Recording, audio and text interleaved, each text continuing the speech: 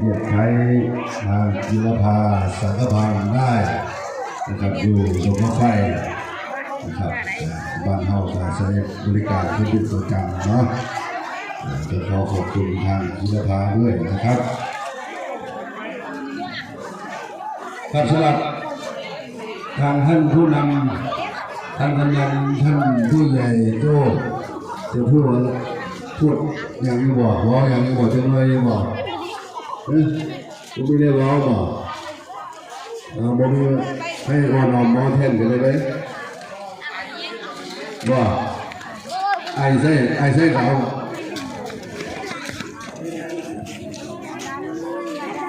พวกง่ายเป็นยังเขาเทพื้นเลย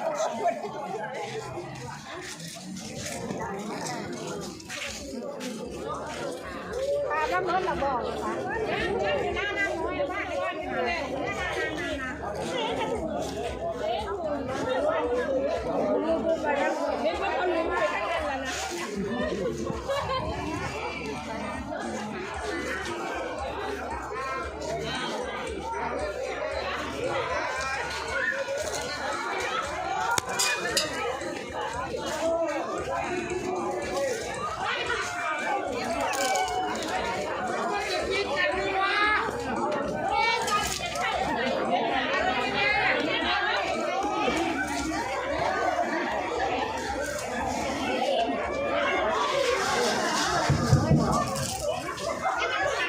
ก็ขอให้คุณสุเจ้าเสียงข้าวไฟ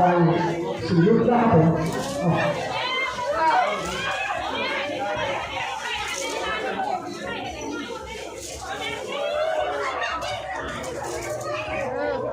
จะไปถ่ายรูปถ่ายอะไรก็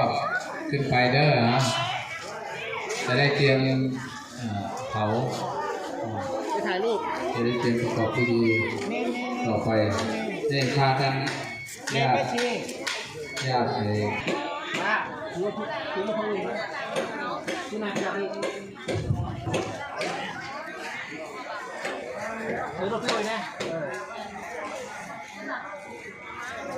เอารูปพระอุ้ยมา